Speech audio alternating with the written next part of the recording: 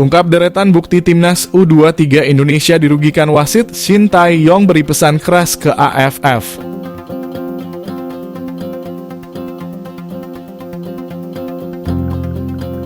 Pelatih timnas U23 Indonesia Shin Tae-yong mengungkapkan deretan bukti skuad Garuda Muda dirugikan wasit selama tampil di Piala AFF U23 2023.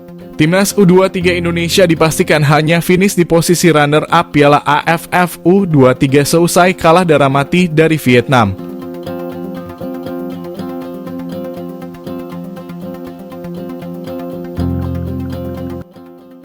Hasil ini memang tak memuaskan bagi pemain maupun tim pelatih. Akan tetapi yang mendapat sorotan banyak dalam ajang 2 tahunan itu terkait berbagai macam kontroversi. Bahkan skuad Garuda Muda sudah merasakan dirugikan beberapa kali dalam Piala AFF U23. Baik masih dalam penyisihan grup hingga dalam laga final pun timnas U23 mengalami kerugian. Kerugian itu yakni soal keputusan wasit yang dinilai kontroversial.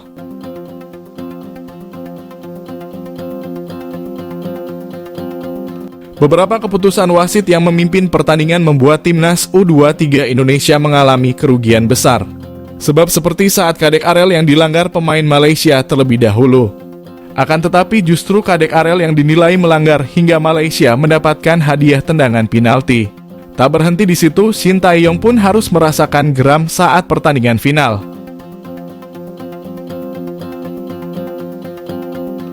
Dalam laga final, timnas U23 memang tampil luar biasa, tetapi penampilan mereka harus tercoreng beberapa kali karena keputusan wasit. Pemain dilanggar pemain Vietnam, bahkan ada yang disikut hingga handsball di kotak penalti.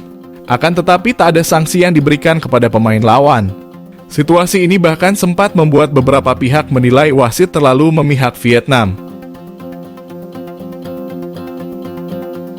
Bukti deretan video tersebut pun diunggah di akun Instagram Shin Tae-yong. Dalam unggahan tersebut, Shin Tae-yong tak hanya melampirkan bukti saja. Namun, ia pun mengungkapkan bagaimana kekecewaannya karena yang terjadi akibat keputusan wasit-wasit tersebut. Laga melawan Vietnam itu memang tak mudah dan banyak catatan yang harus diperbaiki. Akibat dari pelanggaran itu, Shin pun memberikan pesan keras kepada Federasi Sepak Bola Asia Tenggara. Menurut Shin Tae-yong, situasi ini tak bisa terus dibiarkan. Apalagi kejadian yang menimpa timnas U23 Indonesia bukan pertama kalinya dan sudah berulang kali.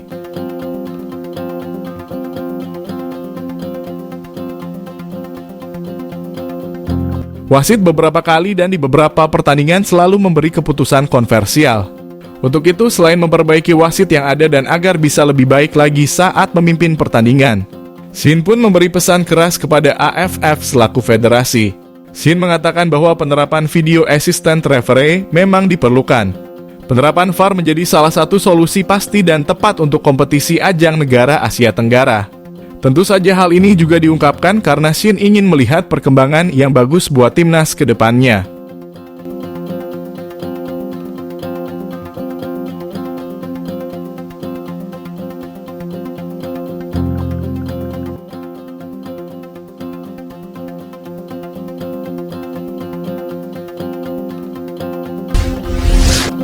Terbaru comeback-nya Egy Maulana Fikri timnas Indonesia versus Turkmenistan.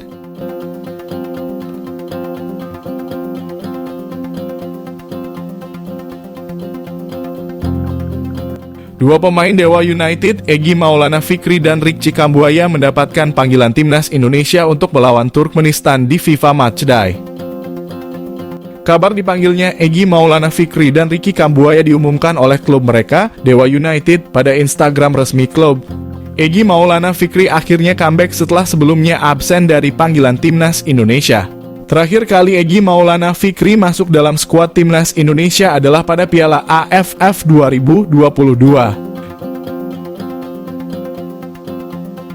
Sebelumnya tersiar kabar sejumlah pemain mendapatkan panggilan timnas Indonesia untuk FIFA Matchday. Saat ini ada 14 pemain yang dikabarkan dipanggil ke timnas Indonesia.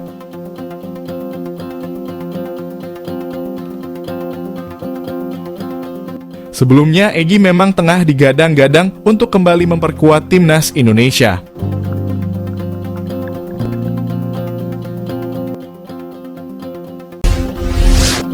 Pelatih Timnas Indonesia, Shin Tae-yong, memberikan pengakuan mengejutkan terkait peluang Egy Maulana Fikri comeback bela skuad Garuda. Seperti diketahui, Shin Tae-yong memang tengah berkeliling ke kompetisi Liga 1.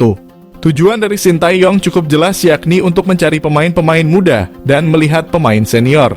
Pelatih asal Korea Selatan ini memang tengah rajin melakukan belusukan ke beberapa pertandingan Liga 1. Ia bersama tim pelatih melihat pertandingan di Liga 1 untuk mencari pemain buat persiapan timnas U23 Indonesia dan tim senior.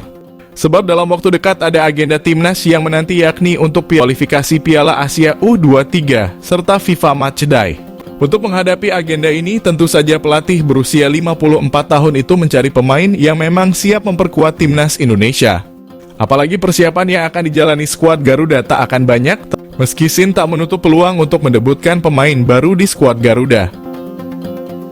Namun tak menutup kemungkinan juga Shin akan memberikan kesempatan kepada pemain-pemain yang sudah lama tak dilirik pelatih asal negeri ginseng tersebut. Memang dalam beberapa agenda terakhir, Shin tidak memanggil beberapa pemain timnas.